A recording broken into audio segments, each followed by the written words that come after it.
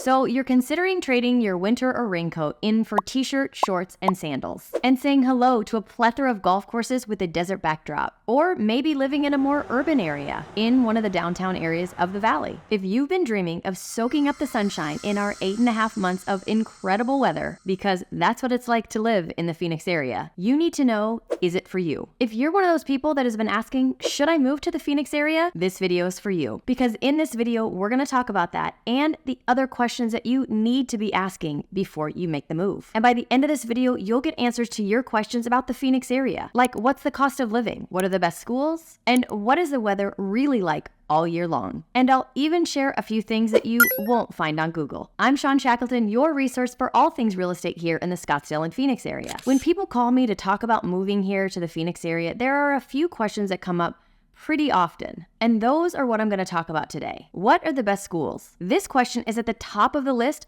when people are moving to Phoenix with kids. So let's take a look and see what the best schools are here in the Phoenix area. But before we dive in, I want to talk about open enrollment, because here in Arizona, we have school choice, which means that if you would like to send your kid to a school outside of the boundaries of where you live, you have an option to do that. You have to fill out an application and they have to be accepted. The school has to have space, but you can send your kids to a school outside of the boundaries of where you live. Now, the only caveat to this is if your child has special needs, they will be required to go to their in-boundary school. And if you're looking for schools other than public schools, we have many options. We've got a ton of charter schools like Basis and Great Hearts, and we have a lot of private schools as well. Now, a place I like to send clients to look at the different schools is a website called niche.com. So let's take a look at that together. Okay, so here we are in niche.com. And what I've done is I've taken us into just the districts. Our districts are quite big with a lot of different schools within them.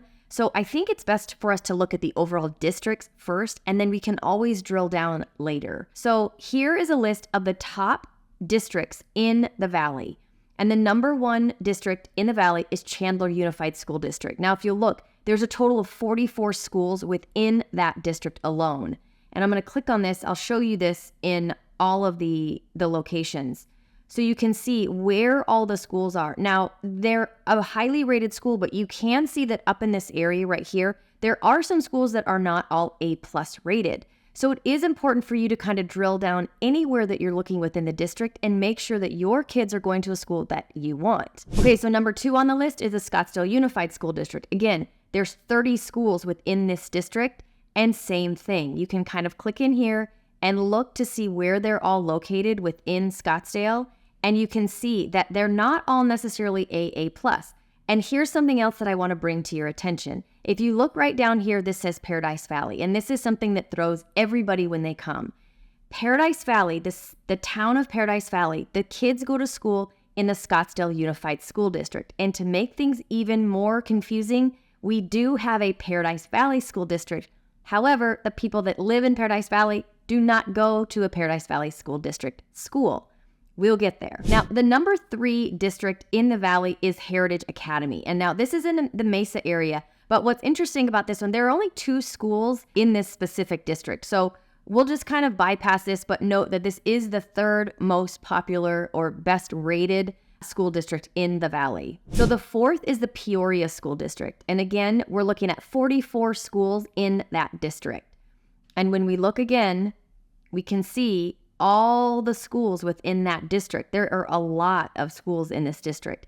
Now, we'll get to this when we start talking about neighborhoods and things, because I'll talk about that a little bit later. But this is what's interesting. Right over here, sorry, it's behind this click, but I just want to make this note. This is the 303, and there's a lot of new construction coming over here. So my assumption is we are going to start seeing some more schools pop up over here. They're not just going to be all in this location. This is older Peoria. This is newer Peoria. And so we will start to see some newer schools pop up around here because we are going to see some more housing coming. Okay, number 5, here's that Paradise Valley School District that I was talking about. There are 45 schools in this district, but let me show you on a map where this is located, just so you can see, because it is not in Paradise Valley. So this is the Paradise Valley School District. Now, some of this is actually in Scottsdale, and then some of it is actually in Phoenix. This is the 101 freeway. This is the 51 freeway, just to kind of give you some points of reference.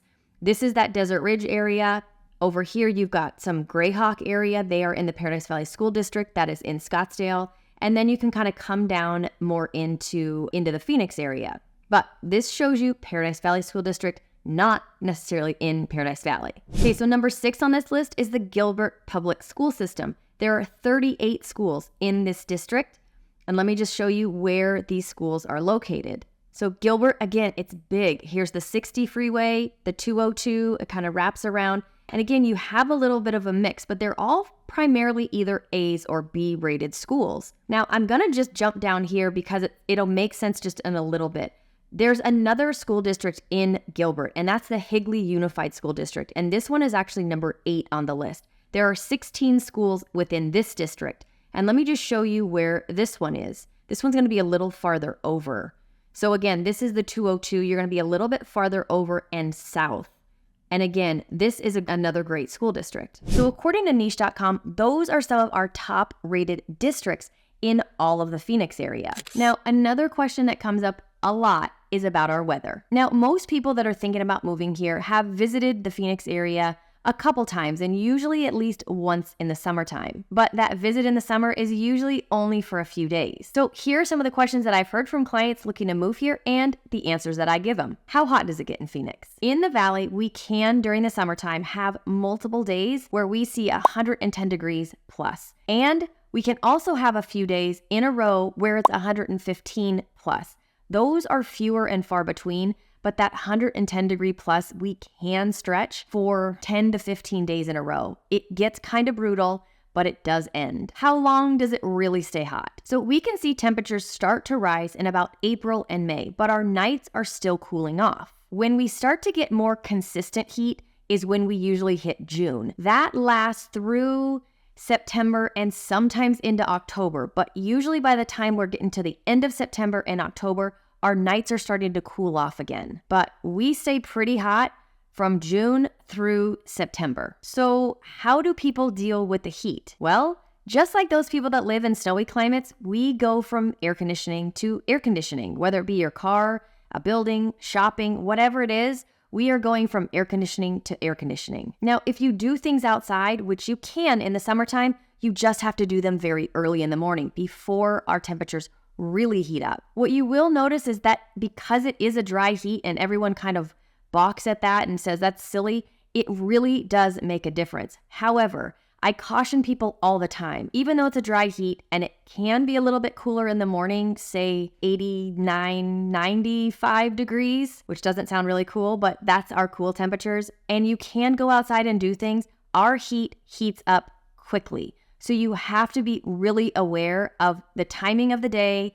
Do you have enough water? Can you get to shade? How long are you going to be out? You have to take that all into consideration and be really careful when it comes to our heat. Now, quickly about the humidity, because we do get some humidity in our air, and that's during our monsoon season. When the monsoons kind of roll in, we'll get rain sometimes, and it will be pretty heavy and pretty short. And after that time period, we will have some humidity in the air, but it doesn't always happen. Sometimes we'll get the monsoon season and the storms will roll in, but it's so hot that before the rain hits the ground, it evaporates, and all we get is blowing dust, and it makes everything really dirty. But we do have some times of humidity, but it's not as great as if you're in the Midwest or the East Coast. And all of my clients that come from those areas, when I talk about humidity and feeling like it's so humid during our summer, they all laugh at me and tell me that I'm ridiculous because our humidity might be 40 to 50% when they're used to like 90%. So it's all relative depending upon where you come from. How high do your utility bills get in the summertime? Now, this is really going to depend on the size home you have. If you live in a home between like 1,500 square feet and 2,000 square feet, you can probably bet that you're going to see your air conditioning bill, your electric bill, in the summertime be anywhere from about $300 to about $450 a month. But if your home is 4,000 to 6,000 square feet, you could be reaching all the way up to about $750 a month. And of course, this also depends on what the temperature is that you set your thermostat. Now, the other caveat just to know is that we do have equalizer plans here, so you can decide to pay the same amount for an entire year every single month. But sometimes people don't do that. I don't do that. My electricity bill drops in the wintertime and then it does go up in the summer. but I don't find that equalizer plan, for me at least, is going to save me that much money. Now, one other thing you need to be aware of when it comes to the heat are your car batteries. These do not last as long as some other places because of our heat. Now, something that my husband does for our cars is he always goes and buys a battery that has a 5 or a 10-year warranty on it, because the likelihood is that your car battery is going to die maybe 3 years into it. You take it in and then they're just going to give you a new battery so you don't have to pay for it again. So it's a little more expensive on the front end, but you're probably going to get a brand new battery a few times before you have to buy another one. Now, the next question is a newer one, and I really think it stems from a lot of talk on the internet about all of our traffic and road rage. And honestly, this is not something that I experience on a daily basis or even a weekly basis. But the traffic is not bumper to bumper traffic at all times of the day going everywhere. And I drive a lot, and I drive a lot of different places across the valley, and I don't run into traffic on a daily basis. There are times during the day that traffic is heavier, but that's during rush hour, and that's with any city. And when it comes to road rage, I've heard and seen people talk about this a lot. But again, this is something else that I have never personally seen. Now, if you go on the Nextdoor app, you will read about this daily, sometimes multiple times a day. And is it happening? It is, but it is not something that I fortunately have experienced personally. I do think that for anyone coming from a smaller city, if you drive on our freeways, it is going to feel busier and people might feel like they're driving more aggressively. But as I've said before, as someone that grew up and learned to drive on the streets and freeways of Southern California, this traffic and aggressive driving is nothing compared to that. What we do have right now is a lot of freeway expansion traffic because they are actually widening our roads to take care of all of the growth in our population. And because of that, we are seeing traffic in those areas, and it's a lot of them. But it's a nuisance now, and my hope is that it really helps clear things up and makes traffic move even more smoothly. Now, if someone's calling me and they're thinking about moving to Phoenix and they don't know exactly where they want to live, the questions start with what city and what town is the best. And it's really going to depend on your lifestyle and what your family looks like. So when I start talking to people about their lifestyle and what's most important to them, they'll usually tell me things like they want great schools, they want great employment, they want to live where it's safe, they want to live where all the amenities are close by and convenient. And these requests are coming from people that are families as well as retirees. Now, the Phoenix area is big, with a lot of cities that make up the Phoenix metro area. And these cities are some of the more popular cities when it comes to the clients that I'm talking with. Just know that within each city, there are a lot of different neighborhoods. So once you figure out the best city for you, you then have to drill down even further into finding the right neighborhood. But starting with a city is a great place to start. Scottsdale and Paradise Valley are probably the two cities that clients call me about the most often. Both of these cities have beautiful homes and spectacular views, and both of them are known for having a very low crime rate, making them some of the safest cities in all of Phoenix. And Scottsdale was just named the #1 city to retire in by niche.com in 2024. But don't think that Scottsdale is just for retirees, because it is far from that. Now, where these two cities differ is really around their homes. Now, Paradise Valley's average lot size is about an acre, which means that they've got large lots and they've got large homes. They also have some very mature landscaping, so you'll have green grass, big trees, and some views of Camelback and Mummy Mountain, where Scottsdale has a mix of that style. And then they have North Scottsdale. And when you go into North Scottsdale, the homes are going to feel much more desert-like. You also have more golf courses and more gated master plan communities, as well as homes having views of the McDowell Mountains, as well as views back down towards the city of Phoenix. Scottsdale also has a really strong job market, particularly in healthcare, technology, and tourism. And while Paradise Valley is primarily residential, the location allows people to get to the Biltmore, which is really where our financial district is, as well as into Scottsdale very easily. So living in that location, getting to jobs is quite easy. Now, Chandler has been a big draw for people as well. Many of the people looking to move to Chandler are doing so for a job. And Chandler is a hub for technology and manufacturing, with companies like Intel, which has expanded immensely over the last few years, as well as microchip technology. And with a low crime rate in most parts of Chandler, this is a desirable place to live. As far as housing options in Chandler, it is vast. You can go anywhere from a condo to a luxury home in a gated community. Gilbert is also a city that people ask about a lot, and I think it's primarily because of the number of jobs that are there, because this has become another tech startup hotspot. But if you're not in the tech world, don't worry, there are a lot of other job opportunities in the Gilbert area. Things like healthcare, education, and retail. Gilbert is also a city that is looked at as a safe place to live. Now, Gilbert is very similar to Chandler when it comes to housing options. In fact, Gilbert and Chandler actually sit right next to one another, but you can find anything from a condo all the way to a luxury home. So in each location, the importance is going to be drilling down and finding that neighborhood that really suits your lifestyle. Now, Peoria is an area that is coming up a lot more often lately. And as we were looking at that school map, there are parts of Peoria that are older and there are parts of Peoria that are newer. And the job market in this Peoria area is going to explode in the next few years. This is primarily because TSMC is being built very close to this area. But it's not just TSMC. There are multiple other businesses that have moved into this area or are moving into this area because they're actually suppliers of things that TSMC needs to run. So this part of the valley is going to see massive changes over the next 5 years. And we are going to see a lot more building going on and a lot more residential come up. In fact, Peoria has recently had more million-dollar home sales than they have ever had. And that alone tells us that Peoria is becoming another hotspot for luxury homes. And when it comes to crime in Peoria, it does have a lower crime rate than some of the other areas in the Phoenix area. Now, what I'm going to do is I'm going to drop a link down below that will give you more details about the crime in all of the areas I just talked about. Because in my opinion and what I know is that crime rates are subjective. It depends on where you're coming from. So take that and compare where you live to here. It really will help you out and give you a really good feel for what the crime rates look like here versus where you're coming from. People also always ask about our cost of living. Now, the cost of living is always going to be relative to where you're coming from, but there's a great tool called the Forbes Cost of Living Calculator. This will show you what the cost of things are where you live now versus what the cost of things are here. So let's just say you're coming from Chicago and you're going to move to Scottsdale and you make $250,000 a year. This is going to show you the difference between these two cities. And this calculator has almost every metro area in the US.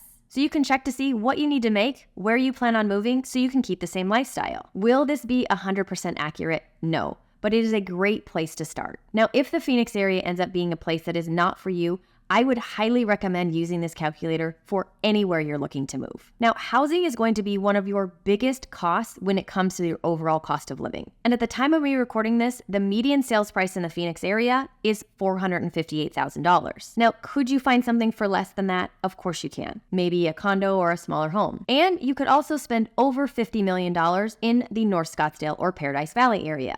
Because the Phoenix area is so big, our price ranges are vast. So when I'm talking to clients, understanding their lifestyle, but also understanding their budget really helps me guide them to a few different places that I think might be a fit, and then they can decide from there. Now, when it comes to groceries, I have seen a big increase over the past few years in the overall cost of groceries. I don't think I can go to the grocery store right now without spending just under $200, sometimes over $200, and I'm usually getting about 3 bags of groceries. And keep in mind, this is for a family of 4. Our utility costs have also gone up, as well as our homeowner's insurance. But I will not complain about our homeowner's insurance too much because it is nothing like many of the other places that have a lot of natural disasters. Gas prices here have gone up also, but those really kind of have gone up everywhere. Now, our property taxes, on the other hand, are very low, and Arizona does not have an estate tax. Now, our sales tax is not the highest,